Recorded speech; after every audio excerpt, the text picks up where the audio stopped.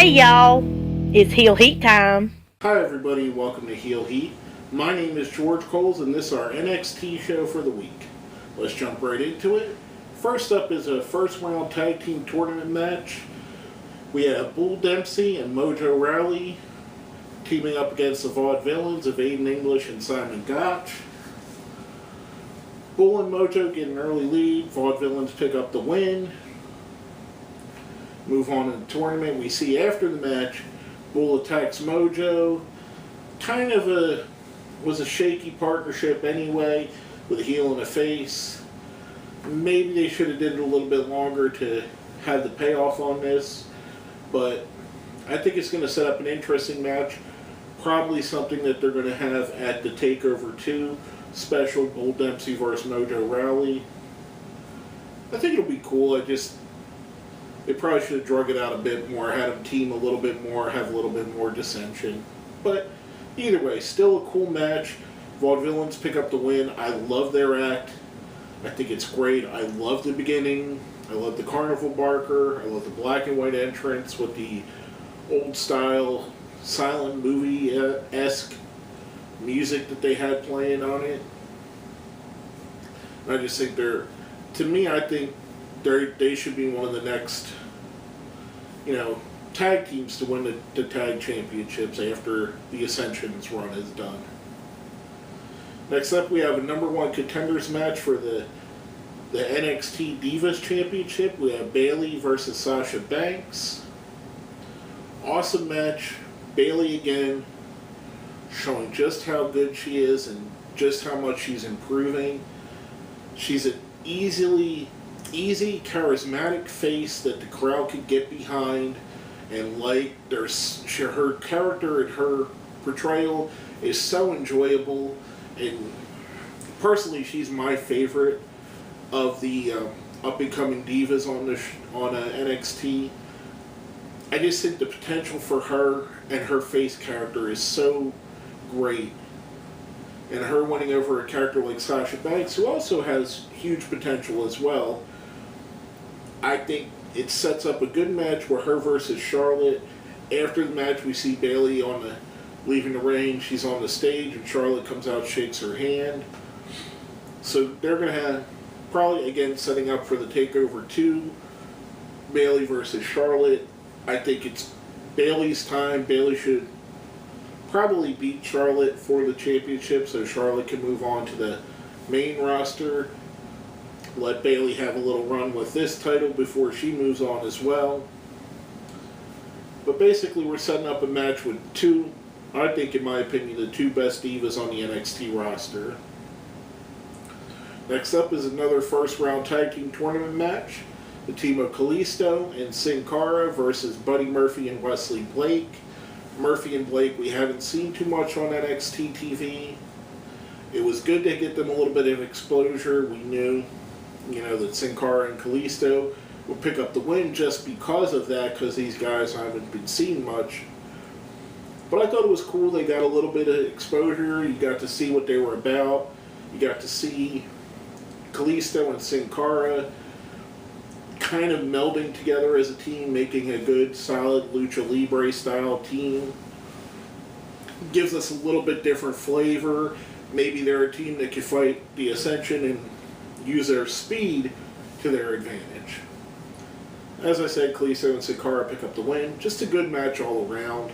This tag tournament's been pretty solid so far of what they've showed. Next up, the main event, Tyler Breeze versus Adrian Neville for the NXT Championship.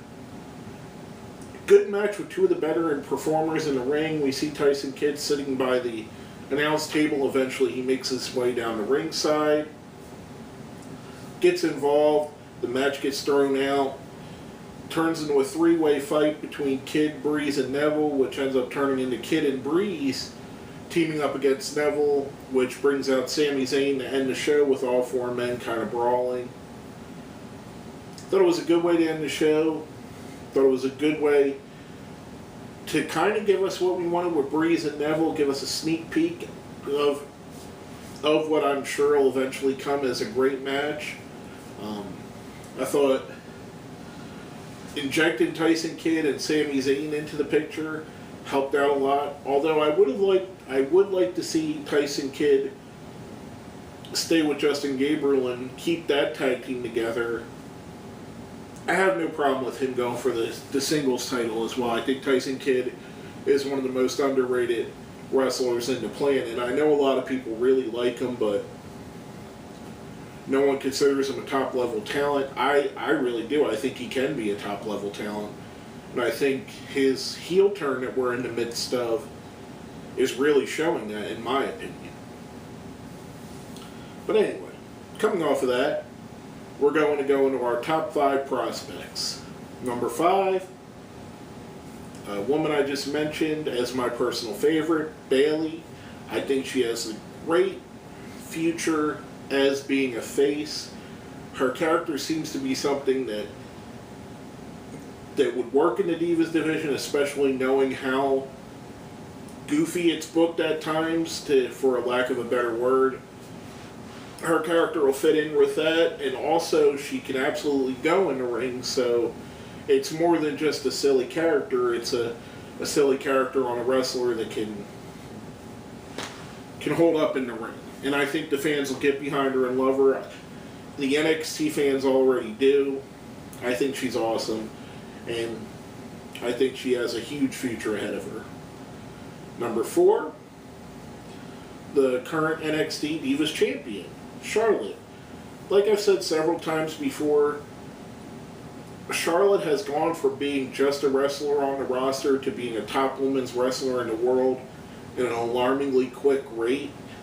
There's no reason to believe that she's not going to be the best women's wrestler of this generation, probably fighting out for that title with the likes of Bayley and Paige, maybe AJ Lee as well.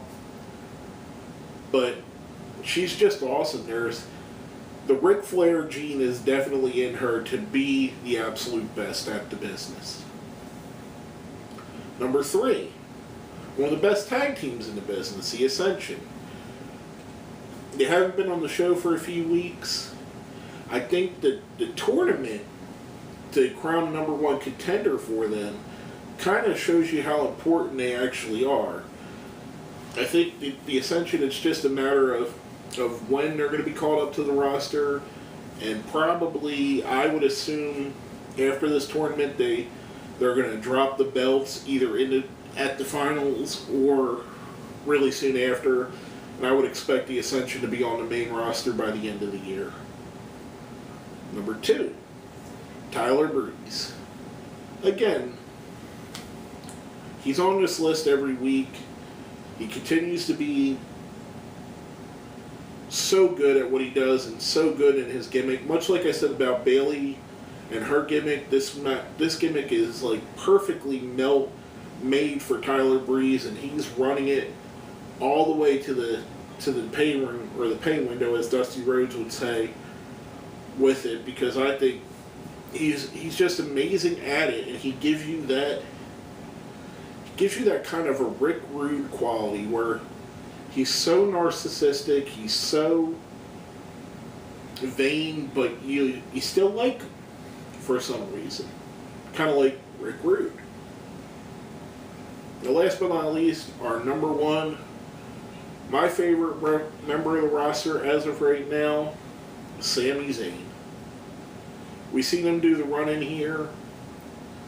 I think that with guys like Seth Rollins, Dean Ambrose, and CM Punk, and Daniel Bryan all making it towards the top of the WWE roster, if not winning the championship themselves, it's opening the doors for guys like Sami Zayn that aren't your prototypical bodybuilding wrestlers, but have a ton of talent and a ton of charisma. And I think Sami Zayn's going to be a guy that comes in, benefits off of that. Not that he needs to ride anybody's coattails. He's a great wrestler on his own and a great talent, and his charisma is off the charts. I think he's going to benefit from that. It's going to be a little bit easier of a road for him to get to the top of the WWE. And I do believe that he will be at the top of the WWE at some point in his career. But basically, that's all I have to say about this. My name is George Coles, and this has been another episode of Heel Heat.